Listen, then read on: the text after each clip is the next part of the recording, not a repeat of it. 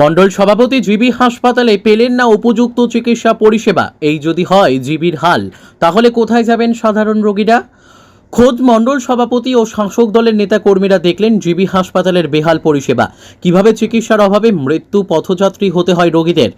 তিনি মন্ত্রী রতনলাল নাথের এলাকার অর্থাৎ ২ নম্বর মোহনপুর মণ্ডল সভাপতি ধীরেন্দ্র দেবনাথ জিবি হাসপাতালে চিকিৎসা করতে এসে চিকিৎসা পরিষেবা থেকে বঞ্চিত হন বলে অভিযোগ।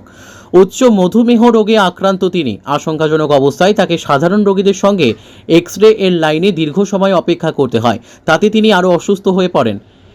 এই অবস্থায় তার সঙ্গে থাকা পরিজনেরা ডাক্তারকে ডাকতে গেলে ডাক্তার বলে দেন আসতে পারবেন না, সময় নেই। এক্স-রে এর লাইনে গিয়ে নাকি রোগী দেখা হয় না। এই অবস্থায় রোগীর পরিবারের লোকেরা তীব্র ক্ষোভ ও উষ্মা ব্যক্ত করেন। এইদিকে চিকিৎসককে আক্রমণের চেষ্টা করা হয় বলে রোগীর পরিবারের বিরুদ্ধে অভিযোগ রয়েছে। এই অবস্থায় থমথমে পরিস্থিতি বিরাজ করছে জিবিতে। জ্বরও কমতেছে না, সুগারও কমতেছে না, তারাও দেখতেছে কমতেছে না।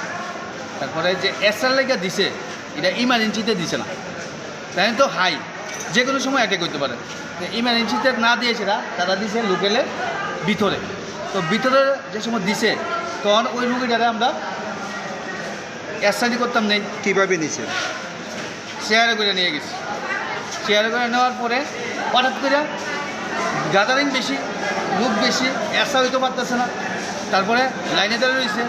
তো একটা ইমার্জেন্সি রুগী যদি এরকমভাবে দেয় ডাক্তাররা, বলে হওয়া না, কারণ এটা পরিষেবাটা দিলে ইমার্জেন্সি রেখা জটপট করানো লাগে। কারণ নাহলে রুগী তো এভাবেই মারা দেবো গা এই জিনিসটা। তারপরে কেন গিয়েছে রক্ত টানা দিয়েছে না, এমনি খেচ্ছে রয়েছে। মানে এটা কি এক্স-রে রুমের সামনে? এক্স-রে রুমের সামনে খেচ্ছে গেছে গা, মানে একদম খেঁচা আছে অবস্থায় আছে গা। তারপরে তাড়াতাড়ি রুগীরা টাইনে আনছি আমরা। টাইনে আনার পরে জায়গা জায়গা অবস্থা, 2-3 জনে দূরে আইছি আর পরে তারপরে আনলাম। তারপরে আমি সার্ভে করলাম। তারপরে একজন লোক আইলো, আইয়া করলো সারা গেছে, সারা তো রুগী পালাই যায়, তোরা কইছে ঠিক আছে। তো এইভাবে ইমার্জেন্সি রুগীরা যাতে এভাবে এসআর করতে না দেয়, তারা কইছে হ্যাঁ জায়গায় যাইতে পারতো না।